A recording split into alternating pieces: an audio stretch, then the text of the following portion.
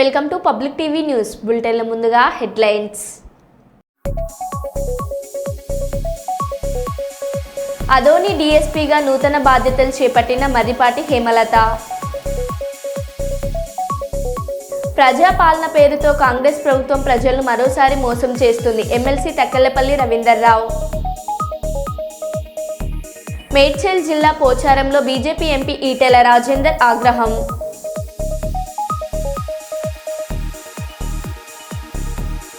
ఉత్తరప్రదేశ్లోని కాన్పూర్లోని దాదానగర్ కెమికల్ ఫ్యాక్టరీలో అకస్మాత్తుగా మంటలు చెలరేగాయి.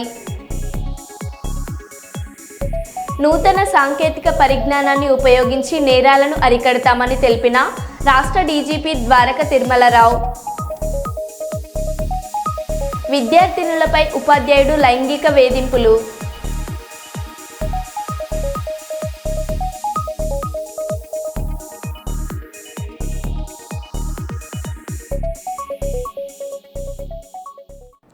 ఇక వివరాల్లోకి వెళ్తే 58 జీవోలో సర్వే చేసిన పేదల ఇండ్లకు పట్టాలు ఇవ్వాలి. CPI new democracy demand. 58 జీవోలో సర్వే చేసిన పేద ఇండ్లకు వెంటనే పట్టాలు ఇవ్వాలని, ఇంటి నెంబర్లను కేటాయించాలని, కరెంటు సౌకర్యం కల్పించాలని, రోడ్లు, డ్రైనేజీ, స్కూల్ తదితర మౌలిక సమస్యలు పరిష్కరించాలని డిమాండ్ చేస్తూ సిపిఐ ఎంఎల్ న్యూ డెమోక్రసీ ఆధ్వర్యంలో జిల్లా కలెక్టరేట్ ముందు ధర్నా, అనంతరంపై డిమాండ్లతో కూడిన వినతి పత్రం అదనపు కలెక్టర్ లెనిన్ వాత్సల్ టోపోకు వినతి పత్రం సమర్పించడం జరిగింది. అనంతరం ధర్నాకు సిపిఐ ఎంఎల్ న్యూ డెమోక్రసీ జిల్లా నాయకులు కామ్రేడ్ భట్టు చైతన్య అధ్యక్షతన జరిగిన కార్యక్రమాన్ని ఉద్దేశించి సిపిఐ ఎంఎల్ న్యూ డెమోక్రసీ మైబాద్ డివిజన్ కార్యదర్శి కామ్రేడ్ హలవత్ లింగన్న మాట్లాడుతూ, గత 15 సంవత్సరాలుగా ప్రభుత్వ భూమిలో ఇండ్లు నిర్మాణం చేసుకుని నివాసం ఉంటున్న ప్రతి పేదవాడికి టీఆర్ఎస్ ప్రభుత్వం అధికారంలో ఉన్నప్పుడు ప్రభుత్వ భూముల్లో గుడిసెలు వేసుకున్న ప్రతి పేదవాడికి పట్టాలు ఇస్తామని 58 జీవోను తీసుకురావడం జరిగింది.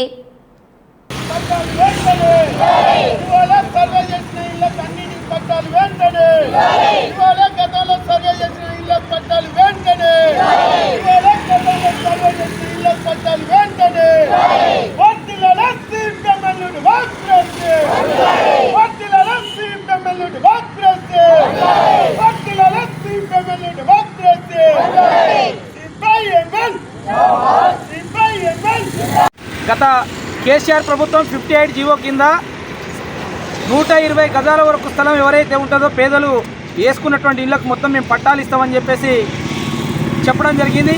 ఆ విధంగా మహబూబాద్ పట్టణంలో సుమారుగా 33,000 మందికి పైగా మా ఇళ్లకు పట్టాలు ఇవ్వాలని చెప్పేసి దరఖాస్తులు పెట్టుకోక, ఆ దరఖాస్తులను ప్రభుత్వము రెవెన్యూ అధికారులు సర్వే నిర్వహించారు.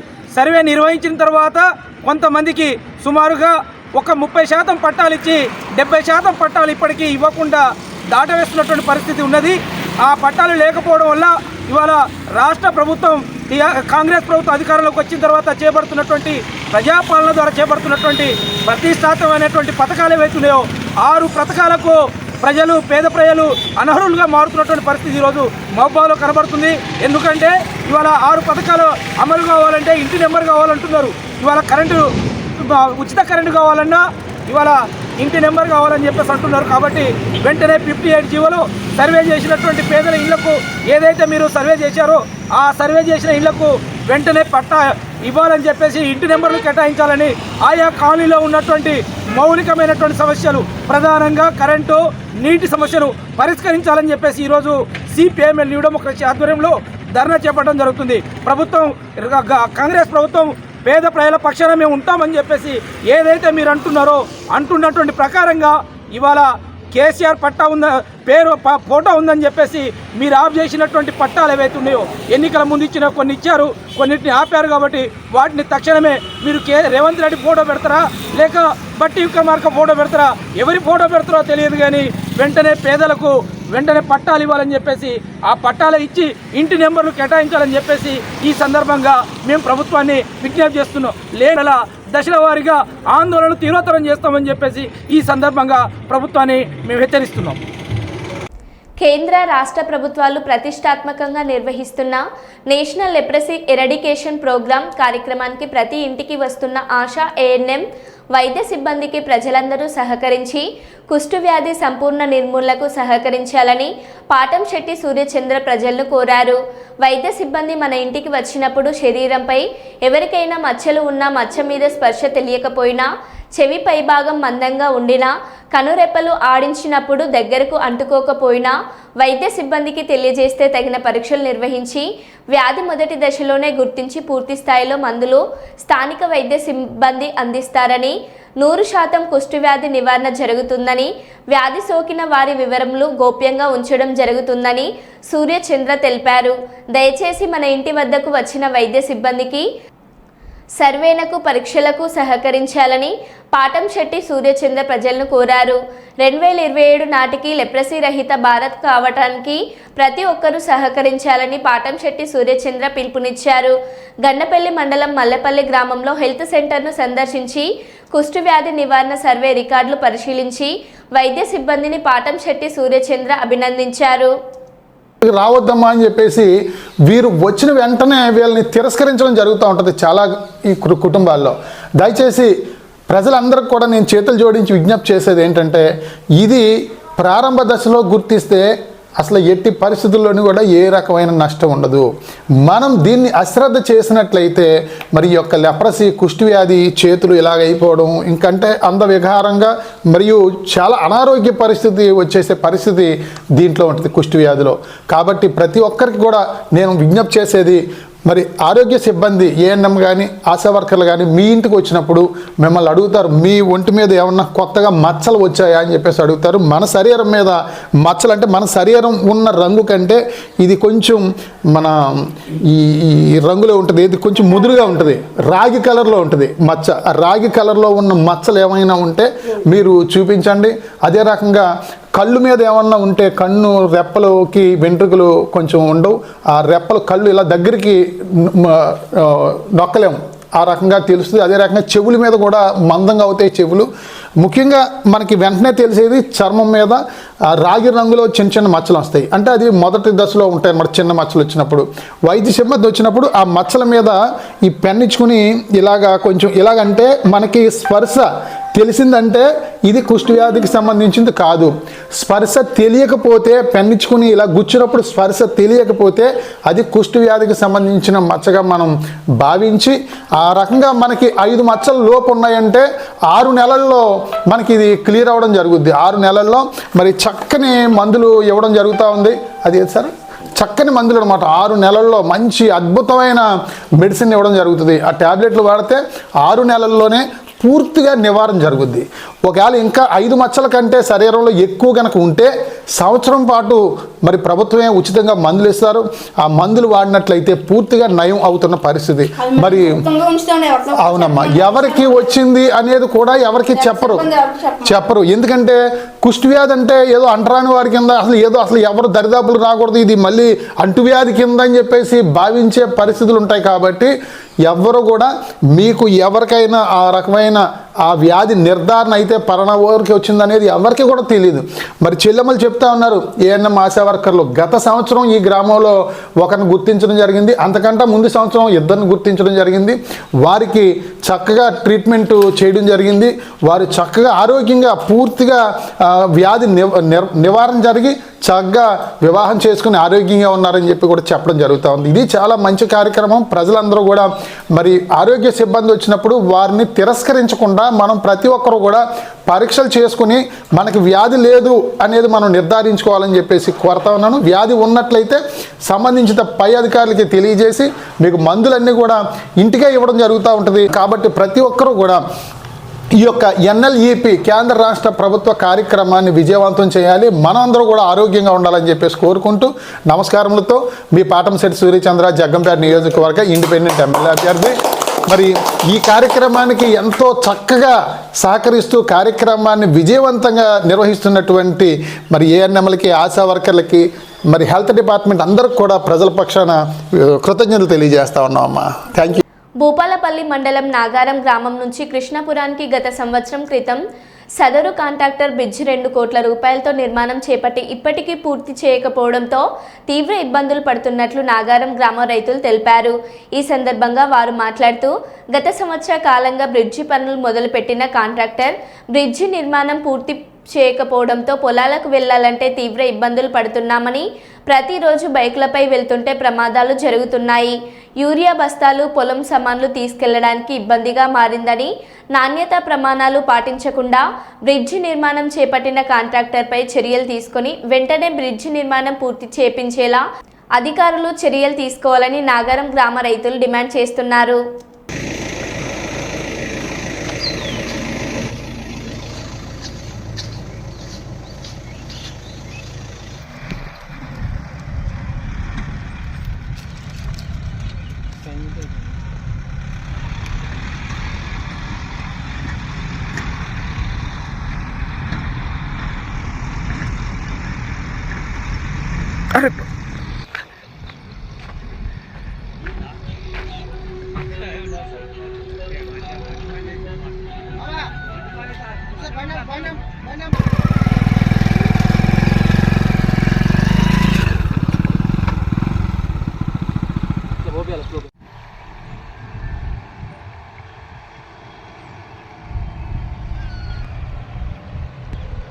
అతరం అవుతుంది స్టార్ట్ చేసి కొంచెం చెప్తానే ఉంది. ఇప్పుడు బండి వెళ్ళే తట్టున్నదా లేకపోతే ఏమైనా తట్టు మనిషి నడిచేటట్టున్నదా? ఈ ఎన్ని రోజులు అంటే ఇప్పుడు వీళ్ళు వాళ్ళు పని వాళ్ళు పోయి ఇప్పటికి 20 రోజులు అవుతుంది. కొట్టద్దా ఇసుక మంచిదేనా? ఉసుక ఉసుక అంటే అక్కడ తెచ్చింది ఆడ కనబడతలేదు పోచమ్మ కాడ లోపటి ఉసుక ఉన్నది. మేము నాగరం గ్రామంలో పెద్ద కాలువ శివారు నుండి మాట్లాడతాం. గత సంవత్సరం అయితే సంవత్సరం నుండి పని పూర్తి చేసి కనీసం పెద్ద వరకు చేస్తానన్నారు. పెద్ద వరకు లేదు, నా చిన్న వరకు లేదు. ఇక్కడ చిన్న నార్మల్ కట్టే చిన్న 10 మోరీలు వేసి కట్టే బ్రిడ్జిని ఇక్కడ 1 కోటి రూపాయలతో ఖర్చు పెట్టి బ్రిడ్జిని పూర్తి చేసిండు. పూర్తి కాలేదు, మట్టి కొట్టలేదు. అటు పోయే రైతులు చాలా ఇబ్బంది పడతారు. ట్రాక్టర్ ఓనర్లు అందరూ పక్క పొంటి ఆసామి కూడా నైట్ ఏం చేసిండంటే నాకు పక్క పొంటి నీళ్ళు వస్తానే, ఈ నీళ్లు నేను పొలం దొబ్బుకోవద్దా, ఇట్లా బీడు వదిలిపెట్టాలా అన్న నైట్ ఆసామి లొల్లి చేసి ఆయన దొబ్బుకున్నాడు. అట్లా పోనీ అది ట్రాక్టర్ పోవాలని చాలా ఇబ్బంది పడతాం. కానీ మట్టి కొట్టాలంటే గత 4 రోజుల నుండి మొన్న వచ్చిండు. మొన్న కూడా అడిగిన కాంట్రాక్టర్ కొట్టితే తమ్మి వస్తుంది బండి వస్తుంది అని అన్నాడు. బండి ఇంతవరకు ఇంకా బండి రాలేదు. మట్టి కొట్టిన ట్రాక్టర్ ఓనర్లు చాలా రైతులు బాగా మందు బత్తాలు ఎక్కపోవాలన్నా చాలా ఇబ్బంది పడతాను. కానీ ఇక్కడ ఈ పని తొందరగా వెంటనే కంప్లీట్ చేయాలని కాంట్రాక్టర్ను మేము చెప్తాను. నాణ్యత ప్రమాణం ఏమంటే లోకల్ ఉసుక, ఎర్ర ఉసుక తెచ్చి ఒక బిట్టును ఎర్ర ఉసుకతో వస్తే నేను ఇంకో 10-15 మంది వచ్చి ఈ వర్క్ ఆపేసి ఇలాంటి ఉసుక పోయొద్దు. ఈ ఎర్ర ఉసుక లోకల్ ఉసుకతో పనిచేస్తే నాణ్యత కాదు. ఈ సిమెంట్ ఇది ఫ్యూచర్ 100 సంవత్సరాల నుండి జీవితాంతం ఉండే బ్రిడ్జి. కాబట్టి దీన్ని నువ్వు గోదావరి ఉసుక తెచ్చి పోయాలనుతోనే సెకండ్ బ్రిడ్జి గోదావరి ఉసుకతోని సగం గోదావరి ఉసుక సగం లోకల్ ఉసుకతోని ఇది కంప్లీట్ చేసిండు. అందువల్ల మేము చేస్తాను. ఇది టెండర్లు పూర్తయినాయి. కొత్త కాంట్రాక్టులు చేపట్టడం జరిగింది. ఆ పనులు ప్రారంభించినప్పటి నుంచి నత్తనడకగానే కొనసాగుతున్నది. కొత్త కాంట్రాక్టులు వచ్చిన తర్వాత నాణ్యత లేని ఇసుక, అలాగే బ్రిడ్జి నిర్మాణ పనులు కూడా నామమాత్రంగా చేసిరు. ఆ పెద్ద కాలువ శివారి రైతులు మరియు ఇటు పోయే కాలువ రైతులందరూ చాలా మంది ఉన్నారు. 100 ఎకరాల భూములు ఉన్నాయి. కానీ ఏ రైతు కూడా సరిగా దీన్ని పట్టించుకోలేదు. అయినప్పటికీ వారధిగా ఉండాలి బ్రిడ్జి అవసరం లేదు ఇది, కానీ వారధిగా ఉండాలి బ్రిడ్జి అని చెప్పి నార్మల్గా నాణ్యత లేని ఇసుక, నాణ్యత లేని లోపంతో కట్టి జేబులో కాంట్రాక్టర్ డబ్బులు వేసుకునే ప్రయత్నం తప్ప దీనికి ఏం లేదు. కావున అధికారులు తక్షణమే దీనిపై చర్య తీసుకొని కాంట్రాక్టర్తో మాట్లాడి ఈ రైతులకు అనుగుణంగా రోడ్డు మొత్తం పూర్తి చేయాలని రైతుల పక్షాన కోరడం జరుగుతున్నది. ఇది 2 కోట్ల రూపాయల విలువ గలది. ఇది ఒక బ్రిడ్జి ఆజనార్కు పోయే మిరాయిపేట రోడ్డు, ఇది కిష్టపురం పంబాపూర్కు అటాచ్డ్ రోడ్డు. ఇది ఇంకా పూర్తి చేయాలని చెప్పేసి మీ మీడియా ద్వారా ప్రభుత్వానికి ప్లస్ అధికారికి తెలియజేస్తున్నాం. అయితే అది తెలంగాణ ప్రభుత్వంలో శాంక్షన్ అయింది. అది టీఆర్ఎస్ ప్రభుత్వం ఉన్నప్పుడు శాంక్షన్ అయిన తర్వాత ఒక 6 నెలల తర్వాత కాంగ్రెస్ ప్రభుత్వం వచ్చిన తర్వాత కాంట్రాక్టర్ చేంజ్ అయిన కాంట్రాక్టర్ ఈ వర్క్ చేయబట్టి దాదాపు 1.5 year అవుతుంది. 1.5 year నుండి రైతులకు రాకపోకలు ఇబ్బంది అవుతుంది. పక్కపొంటున్న పొలాలలో కూడా గుంతలు తీసి అట్నే వదిలిపెట్టిపోయింది. దాన్ని నాశరకమైన ఉసుక ఈ పక్కపొంటి వాగులలో ఉసుక తెచ్చి బ్రిడ్జి పోసింది. అప్పుడు అడ్డుకున్నా కూడా వాళ్ళు ఏం చేస్తారు చేసుకోరు అన్నట్టే అంతంత మాత్రాన పని చేసి వెళ్ళిపోయింది. ఇప్పుడు పని బంద్ పెట్టి 15 రోజులు కావస్తాను. దీనికి మట్టి కొట్టలేదు, సైడ్లకి ఆ రోడ్డు కంప్లీట్ చేయలేదు. ఇప్పుడు రైతులు ఇబ్బంది పడాల్సిన పరిస్థితి ఏర్పడింది. ట్రాక్టర్ పోవడానికి దారి లేకుండా అయింది. ఆలమూరు మండలం కొత్తూరు సెంటర్ జిల్లా పరిషత్ పాఠశాలలో బ్రైట్ చైల్డ్ ఫౌండేషన్ కంప్యూటర్లను ఏర్పాటు చేశారు. ఈ కార్యక్రమానికి కొత్తపేట నియోజకవర్గం ఎమ్మెల్యే బండారు సత్యానందారావు, కొత్తపేట జనసేన ఇన్ఛార్జ్ బండారు శ్రీనివాస్ ముఖ్య అతిథులుగా పాల్గొని ల్యాబ్ కంప్యూటర్లను ఆవిష్కరించారు. ఎమ్మెల్యే సత్యానందారావు, బండారు శ్రీనివాస్ మాట్లాడుతూ ఎంఈఓ అప్పాజీ మేము ఒకే కాలేజ్ మేట్స్ అని, అంతేకాకుండా పిల్లల భవిష్యత్తును ఆలోచించి మా నియోజకవర్గంలో స్కూల్ అభివృద్ధి కోసం 8 కంప్యూటర్స్, 2 నెలల వాలంటరీ ప్రోగ్రాం ఇచ్చి ముందడుగు వేసిన ఫౌండర్ పాడిశెట్టి కృష్ణ మేనేజర్ 2 నెలల వాలంటరీ ప్రోగ్రాం ఇచ్చి ముందడుగు వేసిన ఫౌండర్ పాడిశెట్టి కృష్ణ, మేనేజర్ జిడ్డు సూర్యకి స్కూల్ తరపున నియోజకవర్గం తరపున ఎమ్మెల్యే జనసేన నాయకులు శ్రీనివాస్ కృతజ్ఞతలు తెలిపారు. బండారు సంజీవ్ మాట్లాడుతూ త్రిబుల్ సినిమా ప్రపంచవ్యాప్తంగా గుర్తింపు ఎలాగైతే తెచ్చిందో మన రాష్ట్ర భవిష్యత్తును ముఖ్యమంత్రి వర్యులు చంద్రబాబు నాయుడు, ఉప ముఖ్యమంత్రి వర్యులు పవన్ కళ్యాణ్, లోకేష్ దేశవ్యాప్తంగా మన రాష్ట్రాన్ని గుర్తింపు తెస్తారని కొనియాడారు. రాబో కాలంలో కూటమి ప్రభుత్వంలో మరింత అభివృద్ధి పథంలో నడుస్తుందని తెలిపారు. బ్రైట్ చైల్డ్ ఫౌండేషన్ మంచి కార్యక్రమాలు కొనసాగించాలని మండల స్థాయి నాయకులందరూ సమక్షంలో సంజీవ్ కృతజ్ఞతలు తెలియజేశారు. ఈ కార్యక్రమానికి బీసీఎఫ్ కమిటీ మేకల అఖిల్, కంచం వంశీ మండల కూటమి నాయకులు పాల్గొన్నారు.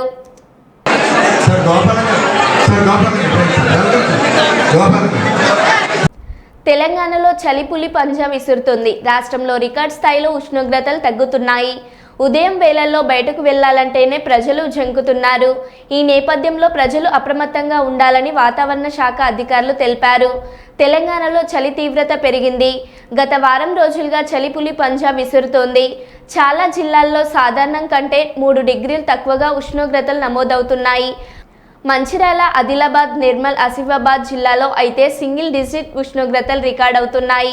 దీంతో ప్రజలు ఇండ్ల నుంచి బయటకు రావాలంటేనే జనాలు వణికిపోతున్నారు. ముఖ్యంగా రాత్రి ఉదయం వేళల్లో చలి తీవ్రత ఎక్కువగా ఉంటుంది. పొగమంచు కూడా వ్యాపిస్తుంది. ఆసిఫాబాద్ జిల్లా సిర్పూర్ సోమవారం రాత్రి కనిష్టంగా 5.9 డిగ్రీల ఉష్ణోగ్రత నమోదైనట్లు హైదరాబాద్ వాతావరణ కేంద్రం అధికారులు తెలిపారు. హైదరాబాద్ నగరంలోనూ పలు చోట్ల కనిష్ట డిగ్రీలుగా ఉష్ణోగ్రతలు నమోదయ్యాయి. కాగా 15 జిల్లాలలో చలి తీవ్రత అధికంగా ఉండగా రాష్ట్ర వ్యాప్తంగా రానున్న 4 రోజులు సాధారణ ఉష్ణోగ్రతలు ఉంటాయని చెప్పారు. ఆ తర్వాత 3 రోజుల్లో చలి తీవ్రత పెరిగే ఛాన్స్ ఉన్నట్లు వెల్లడించారు.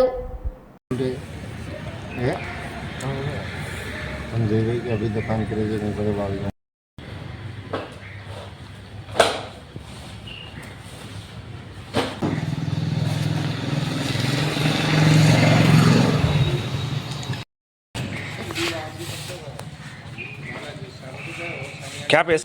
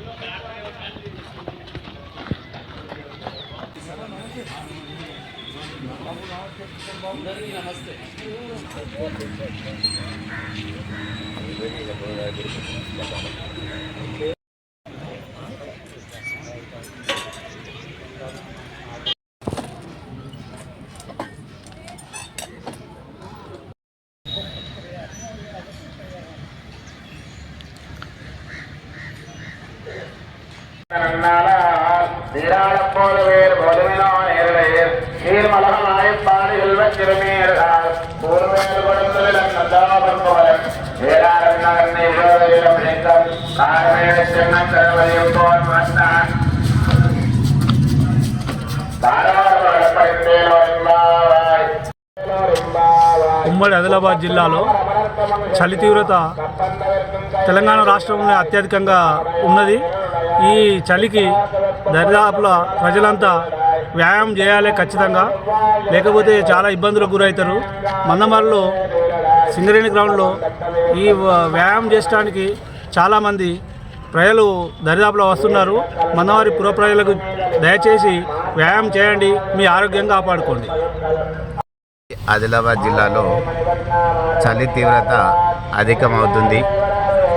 వాకర్స్ అందరూ కూడా 7 నుంచి 8 గంటల మధ్యలో గ్రౌండ్కి వచ్చి హాఫ్ అన్ అవర్ నుంచి 1 అవర్ వాకింగ్ చేస్తే వాళ్ళకు బీపీ కానీ షుగర్ కానీ కంట్రోల్లో ఉంటుంది.